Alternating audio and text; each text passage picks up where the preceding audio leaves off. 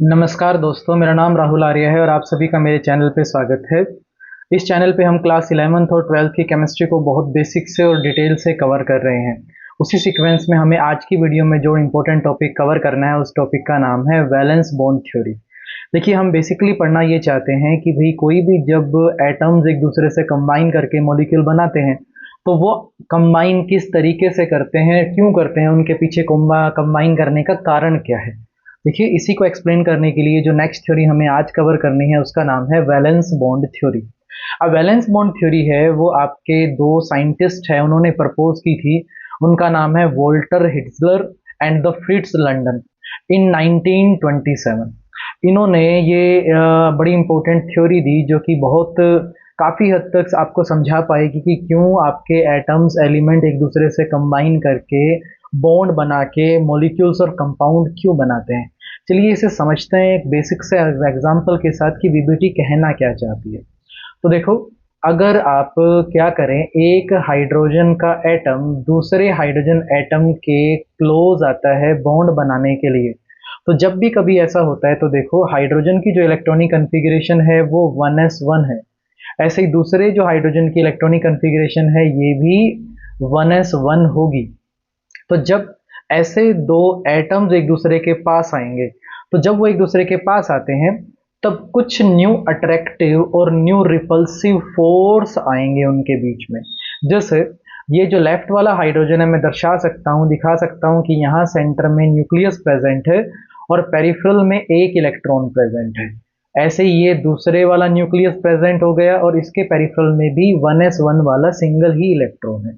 अब question arise करता है कि भाई इन जब ये एक दूसरे के पास आ रहे हैं तो न्यू अट्रैक्टिव और न्यू रिपल्सिव फोर्सेस कौन से क्रिएट हो रहे हैं। तो देखो, जब ये एक दूसरे के पास आए तो क्योंकि जो न्यूक्लियस है उस पर पॉजिटिव चार्ज होता है और इलेक्ट्रॉन पे नेगेटिव चार्ज होता है, तो लेफ्ट वाले का न्यूक्लियस और राइट वाले के इलेक्ट्रॉन के बीच में आएगा अट्रैक्टिव फोर्स।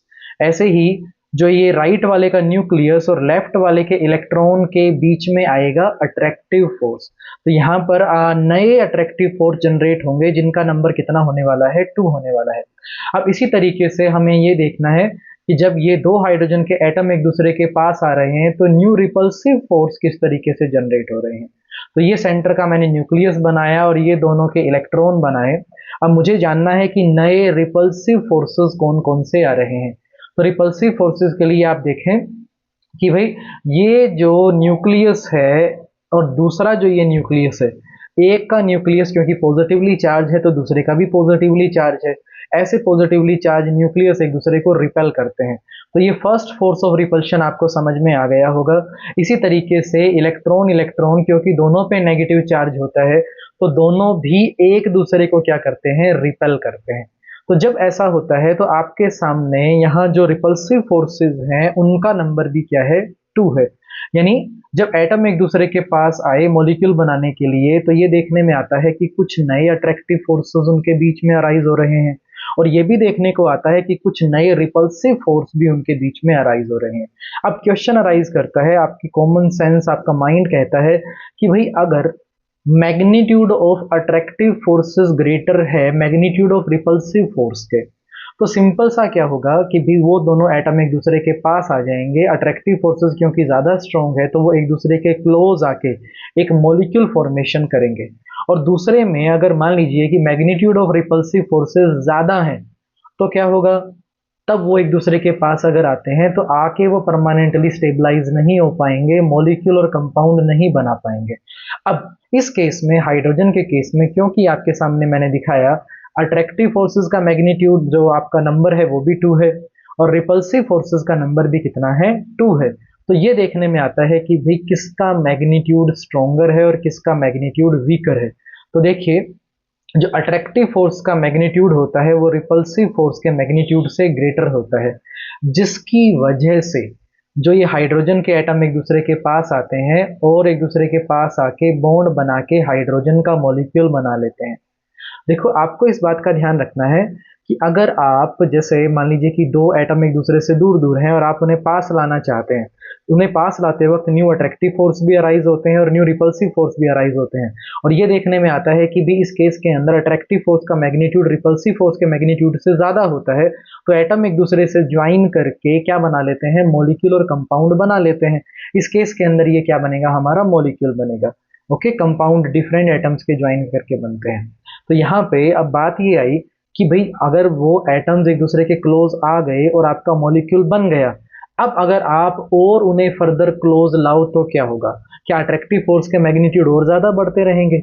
दरअसल बात यह है कि भी अगर आप उस हद से ज्यादा एटम्स को एक दूसरे के पास ले आएंगे, तब रिपल्सिव फोर्स का मैग्नीट्यूड अट्रैक्टिव फोर्स के मैग्नीट्यूड से कहीं ज्यादा हो जाएगा और वो एटम एक दूसरे से दूर जाने की ट्राई करेंगे। इसीलिए एटम्स को एक दूसरे से एक लिमिट से ज्यादा क्लोज में नहीं लाया जा सकता। तो एक बेसिक एग्जांपल से मैंने आपको ये सिखाया कि कैसे नए मॉलिक्यूल और कंपाउंड जब बनते हैं तो उनके बीच में अट्रैक्टिव और रिपल्सिव फोर्स के मैग्नीट्यूड का मेन रोल होता है। थोड़ा और आगे बढ़ते हैं। देखो, इसी बात को समझने के लिए इस बार हम एग्जाम्पल लेके चल रहे हैं मॉलिक्यूल का। एक एग्जाम्पल कि भाई ये देखने में आता है कि भी हीलियम जो है वो हीलियम 2 मॉलिक्यूल बनाता है या नहीं बनाता है। तो देखो, हम सब जानते हैं जो हीलियम है इसकी outer most electronic configuration 1s2 होती है जो कि कंप्लीटली फिल्ड है। और हम सब जानते हैं कि इसकी जो वैलेंसी होती है वो बराबर होती है किसके, जीरो के। और वैलेंसी होती है कंबाइनिंग कैपेसिटी, यानी हीलियम की कंबाइनिंग कैपेसिटी क्या होती है, जीरो होती है। तो भाई ये बॉन्ड नहीं बनाता, यानी हीलियम 2 का मॉलिक्यूल नहीं बनेगा। अब इसी बात को हमें प्रूव करके दिखाना है कि भी कैसे करके ये प्रूव करो कि हीलियम 2 नहीं बनेगा। तो देखो, अगर मेरे पास लेफ्ट में हीलियम है एक, जिसके पास एक न्यूक्लियस प्रेजेंट है और 2 इलेक्ट्रॉन प्रेजेंट है, ऐसे राइट में मेरे पास दूसरा एटम है हीलियम का जिसके भी न्यूक्लियस है और मेरे पास 2 इलेक्ट्रॉन प्रेजेंट है। अब मुझे ये देखना है कि ये जब एक दूसरे के पास आते हैं तो एक दूसरे के पास आके अट्रैक्टिव फोर्स कितने न्यू जनरेट होते हैं। तो देखो, इसका लेफ्ट वाले का न्यूक्लियस राइट वाले के इलेक्ट्रॉन को, ऐसे ही लेफ्ट वाले का न्यूक्लियस राइट वाले के दूसरे इलेक्ट्रॉन को, तो ये ऊपर वाला फर्स्ट अट्रैक्टिव फोर्स आ गया, नीचे वाला सेकंड अट्रैक्टिव फोर्स आ गया। ऐसे ही ये राइट वाला न्यूक्लियस लेफ्ट वाले के एक इलेक्ट्रॉन को और ये राइट वाला न्यूक्लियस लेफ्ट वाले के दूसरे इलेक्ट्रॉन को। तो यहाँ पर हमारे पास थर्ड एंड फोर्थ, 4 आपको जो नजर आ रहे हैं वो न्यू अट्रैक्टिव फोर्सेस हैं। यानी हमें ये देखना है कि अट्रैक्टिव फोर्सेस कितने आए, अट्रैक्टिव फोर्सेस। तो जो न्यू अट्रैक्टिव फोर्सेस आए इनका जो नंबर आया वो कितना आया, 4 आया। इसी तरीके के लिए एक बार ये देख लेते हैं कि भी जब 2 हीलियम के एटम एक दूसरे के पास आते हैं तो न्यू रिपल्सिव फोर्स कितने जनरेट होते हैं। देखो, लेफ्ट के अंदर मैंने बनाया एक इसका न्यूक्लियस एंड राइट में भी न्यूक्लियस बनाया। लेफ्ट में मैंने 2 इलेक्ट्रॉन दिखा दिए और राइट में भी मैंने 2 इलेक्ट्रॉन दिखा दिए। अब रिपल्सिव फोर्स के लिए मैं रेड कलर का पेन यूज करूंगा। देखो, जब ये एक दूसरे के पास आएंगे तो पहला रिपल्शन होगा किसके बीच के अंदर, एक न्यूक्लियस और दूसरे न्यूक्लियस के बीच में। तो फर्स्ट रिपल्सिव फोर्स आ गया। दूसरा रिपल्सिव फोर्स आएगा, एक ये इलेक्ट्रॉन इसका दूसरे के इलेक्ट्रॉन को, वैसे ही ये इलेक्ट्रॉन इस दूसरे वाले इलेक्ट्रॉन को, ऐसे ही ये दूसरा जो इलेक्ट्रॉन है ये सामने वाले इलेक्ट्रॉन को भी और क्रॉस में दूसरे इलेक्ट्रॉन को भी, ये सभी एक दूसरे को क्या करने वाले हैं, रिपेल करने वाले हैं। तो देखिए, मैंने अभी आपके सामने टोटल 5 रिपल्सिव फोर्स बना के दिखाए हैं जो नए जनरेट हो रहे हैं जब एक हीलियम का एटम दूसरे हीलियम एटम के पास आ रहा है। तो यानी यहां पर हमें पता चल गया न्यू रिपल्सिव फोर्सेस जो जनरेट हो रहे हैं उनका जो नंबर है वो क्या है, 5 है। अब इस केस के अंदर क्योंकि number of repulsive forces greater है compare to the number of new attractive forces, that's why ये हीलियम 2 का मॉलिक्यूल नहीं बनेगा। जबकि जो मैं एग्जांपल आपको करवा रहा था स्टार्टिंग में हाइड्रोजन के मॉलिक्यूल का, क्योंकि उसके अंदर attractive forces and repulsive forces का नंबर एक समान है, लेकिन फिर भी आप देखते हैं कि हाइड्रोजन का मॉलिक्यूल बनता है तो उसके पीछे का सिंपल सा रीजन ये है कि वो भले ही नंबर में बराबर हो लेकिन वहां पे जो अट्रैक्टिव फोर्स का मैग्नीट्यूड है वो रिपल्सिव फोर्स के मैग्नीट्यूड से ज्यादा स्ट्रॉन्गर है। तो देखिए, बेसिक कहानी हमने सीखी कि कैसे एटम एक दूसरे के पास आते हैं और उनके पास आने से न्यू अट्रैक्टिव और न्यू रिपल्सिव फोर्स जनरेट होते हैं, और कैसे न्यू अट्रैक्टिव और न्यू रिपल्सिव फोर्स के जनरेट होने से फिर मॉलिक्यूल के बनने की संभावनाएं बनती है। कि किस काइंड के से वो एक दूसरे के पास आके उस स्टेट में रह सकते हैं, मॉलिक्यूल और कंपाउंड बना सकते हैं। चलो देखो, वीबीटी कहना ये चाहती है कि जब भी एटम्स एक दूसरे के क्लोज आएंगे और क्लोज आके वो फिर बॉन्ड फॉर्म करेंगे और मॉलिक्यूल और कंपाउंड बनाएंगे, तो ऐसे केस के अंदर वहां पर जो इलेक्ट्रॉन पार्टिसिपेट करेंगे बॉन्ड फॉर्मेशन के अंदर, वो इलेक्ट्रॉन रहेंगे always and always valence shell electron. Valence shell electron यानी कि भाई कोई भी एक एटम जिसके अंदर बहुत सारे इलेक्ट्रॉन प्रेजेंट है, बहुत सारी शेल्स हैं, सब शेल्स हैं, ऑर्बिटल्स हैं और उनमें इलेक्ट्रॉन प्रेजेंट है, तो क्या सारे के सारे इलेक्ट्रॉन बॉन्ड फॉर्मेशन में पार्टिसिपेट करते हैं?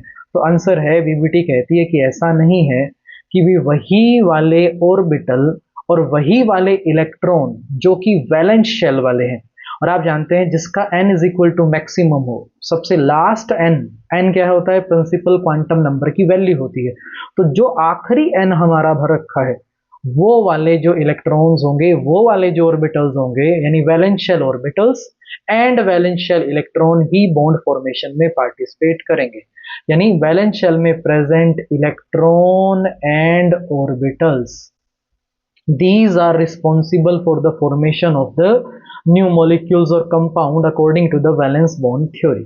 अब क्वेश्चन आता है, सेकंड क्वेश्चन हमने यहाँ किया कि भाई, ये सेकंड पॉइंट इसकी बात करेंगे हम, कि भाई क्या वैलेंस शेल में प्रेजेंट सारे के सारे इलेक्ट्रॉन और ऑर्बिटल बॉन्ड फॉर्मेशन में पार्टिसिपेट करते हैं?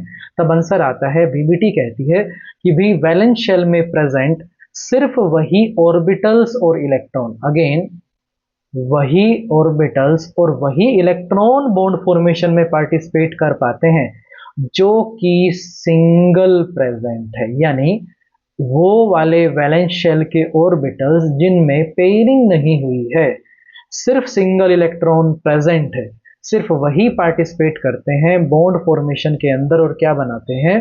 बॉन्ड बना के ओवरलैपिंग करके मॉलिक्यूल्स और कंपाउंड बनाते हैं। देखो, अब इस बात को मैं दोबारा समझाने की ट्राई करता हूँ। देखो, हमने पढ़ा कि हाइड्रोजन हाइड्रोजन एक दूसरे से कंबाइन करके हाइड्रोजन का मॉलिक्यूल बनाते हैं। तो यहाँ पर जो फर्स्ट हाइड्रोजन है, इसका जो इलेक्ट्रॉनिक कन्फिग्रेशन है वो 1s1 है। तो यहाँ पर ऑर्बिटल में, s ऑर्बिटल में सिर्फ एक ही इलेक्ट्रॉन प्रेजेंट है। दूसरे वाले हाइड्रोजन के अंदर भी यहाँ एक सिंगल ही इलेक्ट्रॉन प्रेजेंट है। और जब ये वाला ऊपर वाला जो इलेक्ट्रॉन प्रेजेंट है आपका 1s में, और आप जानते हैं 1s कैसा होता है? स्फेरिकल होता है। सेम दूसरे वाले हाइड्रोजन का भी 1s क्या होता है? स्फेरिकल होता है। तो ये एक स्फेरिकल 1s ऑर्बिटल दूसरे के स्फेरिकल 1s ऑर्बिटल से ओवरलैप करता है, और ओवरलैप करके जो बीच का ओवरलैप्ड एरिया होता है उसके अंदर पाए जाते हैं वो इलेक्ट्रॉन पेयर जो अब बीच में शेयर्ड हुए हैं, और वही होंगे जो अकेले हैं। अकेला यहाँ पे कौन है? देखो, ऊपर वाले और नीचे वाले दोनों केसेस के अंदर ही एक एक इलेक्ट्रॉन 1s में पड़ा है वहीं से। तो इनकी ओवरलैपिंग जब भी होगी तो आप जानते हैं कि s और s जब ओवरलैप करते हैं तो वो हेड ऑन ओवरलैप करके आपका क्या बनाते हैं? सिग्मा बॉन्ड बनाते हैं। तो इस केस के अंदर इनकी ओवरलैपिंग से क्या होगा? एक सिंगल बॉन्ड बनेगा, और हाइड्रोजन और हाइड्रोजन जब एक दूसरे से कंबाइन करते हैं तो उनके बीच में जो मल्टीप्लिसिटी ऑफ बॉन्ड होती है वो भी कितनी होती है? सिंगल होती है। इसी तरीके से हम एक एग्जाम्पल और ले लेते हैं। देखो, इस बार हम ये बात ट्राई करना चाहते हैं कि भाई हीलियम 2 का जो मॉलिक्यूल है वो वीबीटी के हिसाब से बनता होगा या नहीं बनता होगा। तो देखो, हीलियम का हमने एक एटम ले लिया और हीलियम का हमने दूसरा एटम ले लिया। इलेक्ट्रॉनिक कन्फिग्रेशन दोनों की 1s2 होती है। तो यहाँ पर मेरे पास ऊपर भी 1s2 में, यानी 1s ऑर्बिटल में 2 इलेक्ट्रॉन प्रेजेंट है, और नीचे भी मेरे पास 2 ही इलेक्ट्रॉन प्रेजेंट है। और आप जानते हैं किसी भी ऑर्बिटल में जो maximum number of electron occupy हो सकते हैं उनका नंबर कितना है? 2 है। तो ओवरलैपिंग करने से 2 और 2 4 आप कर ही नहीं सकते हो। इस वजह से हीलियम के वैलेंस शेल में कोई भी हाफ फिल्ड ऑर्बिटल या कोई भी ऐसा इलेक्ट्रॉन जिसे आप अनपेयर्ड इलेक्ट्रॉन कहते हैं वो प्रेजेंट ही नहीं है, जिसकी वजह से जो हीलियम है वो आपका बॉन्ड नहीं बनाता है। इसकी वैलेंसी क्या होती है? 0 होती है। थोड़ा सा और कॉम्प्लेक्स में चलते हैं। देखो, हीलियम के बाद मैं अगर कहूँ कि भाई ऑक्सीजन का मॉलिक्यूल कैसे बनता होगा, तो इसके अंदर देखो, एक आपको ऑक्सीजन का एटम और दूसरे ऑक्सीजन का एटम चाहिए, ऑक्सीजन की जो इलेक्ट्रॉनिक कन्फिग्रेशन होती है वो होती है 2s2 and 2p4। दूसरे ऑक्सीजन की इलेक्ट्रॉनिक कन्फिग्रेशन भी होगी 2s2 and 2p4। अब मैं इनको बना देता हूँ। तो पहले मैंने बनाया 2s2 और फिर मैं बना रहा हूँ 2p4, 1 2 3 and 4। सेम केस में दूसरे में भी मैंने बनाया 2s2 एंड फिर मैंने बनाया 2p4। तो देखो जैसे ही वैलेंस बॉन्ड थ्योरी कह रही थी कि सारे के सारे जो आपके ऑर्बिटल्स होते हैं वो बॉन्ड फॉर्मेशन में पार्टिसिपेट नहीं करते हैं। वैलेंस, यहाँ पर जो वैलेंस है वो 2, n is equal to 2 valence है, यानी 2s और 2p वाले जो सबशेल्स हैं वो क्या है, आपकी वैलेंस शेल है, और उनमें जो इलेक्ट्रॉन प्रेजेंट है वो वैलेंस शेल इलेक्ट्रॉन्स है। अब इनमें सिर्फ वही पार्टिसिपेट करेंगे जो आपके सिंगल सिंगल फील्ड हैं। तो देखो यहाँ पर दो ऑर्बिटल्स हैं, यानी जो पी वाई पी जेड दोनों के केस में ऐसे हैं कि भी जो अभी तक सिंगल सिंगल प्रेजेंट है। और आप जानते हैं कि जो पी की जो आपकी शेप होती है वो कैसी होती है, डम्बल शेप होती है। अब पी की जिनकी डम्बल शेप होती है वो दो तरीके से एक दूसरे से ओवरलैप कर सकते हैं। एक तरीका तो ये है कि दोनों में हेड टू हेड ओवरलैपिंग हो जाए। जब भी कभी हेड टू हेड ओवरलैपिंग होती है, जैसे ये हो सकती है S प्लस एस के अंदर, हेड टू हेड ऑलवेज होगी। ये हो सकती है S प्लस पी के अंदर, ऑलवेज ओवरलैपिंग इसी तरीके से होगी। और ये हो सकती है P प्लस पी में। P प्लस पी में ओवरलैपिंग सिर्फ तभी होगी जब मान लीजिए कि मेरा एक px है और दूसरा भी मेरे पास px है, और जिस एक्सिस से मैं फ्यूज करवा रहा हूं वो भी x एक्सिस है। तो एक x दूसरे x के साथ जब फ्यूज करेगा तो वो ऑलवेज हेड ऑन ओवरलैप करेगा। ऐसे करके जो बॉन्ड बनता है इन्हें सिग्मा बॉन्ड कहा जाता है। ओके, क्या वर्ड आया, सिग्मा बॉन्ड। ये सिंबल आ गया सिग्मा बॉन्ड का। तो सिग्मा बॉन्ड हमें समझ में आ गया होगा। अब जब एक सिग्मा बॉन्ड बन जाता है तो अगर मल्टीपल बॉन्ड जब भी कभी बनते हैं तो सेकंड जो बॉन्ड होता है वो p ऑर्बिटल के साइड वाइज ओवरलैप करने से बनता है। तो एक p और दूसरा p, आप इसे ऐसे समझ के देखो कि अगर मैं x एक्सिस के थ्रू दो कार्बन को एक दूसरे से फ्यूज करवा रहा हूं तो उस x एक्सिस के बाद जो पी वाई और पी जेड बचेंगे तो वो उस एक्सिस के 90 डिग्री पे होंगे। तो ऐसा एक 90 डिग्री पे प्रेजेंट और दूसरा 90 डिग्री पे प्रेजेंट, ये जो पी वाई होंगे ये साइड वाइज ओवरलैप कर सकते हैं। सेम जो पी जेड है वो भी एक दूसरे से साइड वाइज ओवरलैपिंग कर सकते हैं। यानी P plus P head on overlapping भी कर सकते हैं और साइड वाइज ओवरलैपिंग भी कर सकते हैं। इनके साइड वाइज ओवरलैपिंग करने से जो बॉन्ड बनता है इसे पाई बॉन्ड कहते हैं। ओके, क्योंकि extent of overlapping sigma bond में पाई बॉन्ड से ग्रेटर होता है, इसलिए सिग्मा बॉन्ड्स पाई बॉन्ड से ज़्यादा स्ट्रोंगर भी होते हैं। अब ध्यान रखना, किन्हीं भी दो एटम के बीच में जो पहला बॉन्ड बनता है वो ऑलवेज सिग्मा बनता है। उसके बाद अगर सेकंड और थर्ड बॉन्ड बने तो वो always and always pi bond बनते हैं। तो यहाँ हमने सीख लिया कि कैसे ओवरलैपिंग होती है। तो ऑक्सीजन के केस में देखो, क्योंकि दो ऑर्बिटल प्रेजेंट है तो पहले एक ऑक्सीजन और दूसरे ऑक्सीजन के बीच में हेड ऑन ओवरलैपिंग होगी जिससे बनेगा एक single sigma bond, followed by एक का पी दूसरे का भी पी साइड वाइज ओवरलैपिंग करेंगे जिससे बनेगा पाई बॉन्ड। तो इस काइंड से जो हमारा ऑक्सीजन का मॉलिक्यूल बनेगा। लेकिन मजे की बात यही है, जो मैंने अभी आपके सामने एग्जांपल लिया है ये वैलेंस बॉन्ड थ्योरी की एक बहुत इंपॉर्टेंट लिमिटेशन भी है। और उसे लिमिटेशन को समझने से पहले आपको थोड़ा सा मैग्नेटिक बिहेवियर के बारे में पढ़ना होगा सब्सटेंसेस के। तो देखो, मैग्नेटिक बिहेवियर के हिसाब से, यानी हम पढ़ने वाले हैं यहाँ पे मैग्नेटिक बिहेवियर। मैग्नेटिक बिहेवियर के हिसाब से आप मटेरियल को क्लासिफाई कर सकते हो दो पार्ट में। एक को कहते हैं हम पैरा मैग्नेटिक, और दूसरे को हम कहते हैं डायामैग्नेटिक।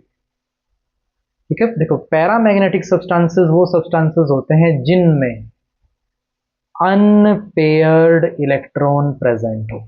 तो कोई क्वेश्चन पूछेगा कि डायामैग्नेटिक कौन होते हैं, तो सीधा सीधा कहेंगे जिनके अंदर एक भी अनपेयर्ड इलेक्ट्रॉन ना प्रेजेंट हो उन्हें डायामैग्नेटिक सब्सटेंसेस कहते हैं। और एक इनकी पहचान भी है। देखो, अगर आप इन्हें किसी एक्सटर्नल मैग्नेटिक फील्ड में रखें, एक एक्सटर्नल मैग्नेटिक फील्ड में हमने क्या किया, प्लेस कर दिया इन सब्सटेंसेस को, तो जो पैरामैग्नेटिक सब्सटेंसेस होंगे वो एक्सटर्नल मैग्नेटिक फील्ड में रखने पर अट्रैक्ट होंगे अप्लाइड मैग्नेटिक फील्ड की तरफ।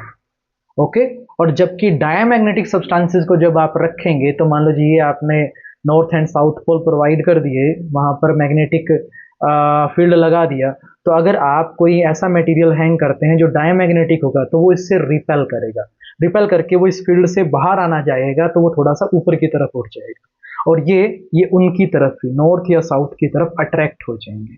ओके, यानी पैरामैग्नेटिक और डायमैग्नेटिक समझ गए कि जिनके पास अनपेयर्ड इलेक्ट्रॉन हो उसे पैरामैग्नेटिक, जिसके पास सारे के सारे पेयर्ड हो उसे diamagnetic. Paramagnetic external magnetic field की तरफ अट्रैक्ट होते हैं और डायमैग्नेटिक एक्सटर्नल मैग्नेटिक फील्ड से रिपेल होते हैं।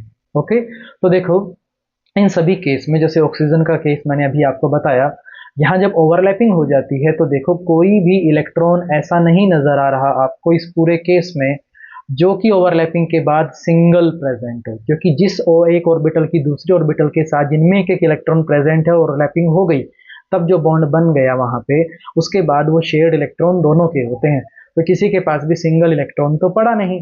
एज ए रिजल्ट ऑक्सीजन के पास ना कोई अनपेयर्ड इलेक्ट्रॉन प्रेजेंट है। तो according to valence bond theory पूछा जाता है इसका मैग्नेटिक बिहेवियर कैसा है, तो आंसर आता है कि ये डायामैग्नेटिक है। लेकिन जब आप इस मॉलिक्यूल को एक्सटर्नल मैग्नेटिक फील्ड में प्लेस करते हो तो जो ये बिहेवियर शो करता है वो प्रूव करता है कि ये पैरामैग्नेटिक है ना कि डायामैग्नेटिक है, और इस बात को हमारी वैलेंस बॉन्ड थ्योरी प्रूव नहीं कर पाती है। इस वजह से ये जो थ्योरी है वो कुछ हद तक फेल भी हो जाती है। तो कुछ बातें इसने एक्सप्लेन कर दी तो कुछ बातें एक्सप्लेन नहीं कर पाए। आज की इस वीडियो के में हम इतना ही पढ़ेंगे। नेक्स्ट हम पढ़ने वाले हैं मॉलिक्यूल के ज्योमेट्री के बारे में, जो पोलिंग ने आगे एक्सप्लेन की थी कि भी कैसे हाइब्रिडाइजेशन का कंसेप्ट काम करता है और 3D में मॉलिक्यूल एग्जिस्ट करते हैं। आज की वीडियो में अंत तक बने रहने के लिए आपका बहुत बहुत धन्यवाद। अगर आपका कोई डाउट है तो आप मुझसे वो डाउट कमेंट सेक्शन में पूछ सकते हैं।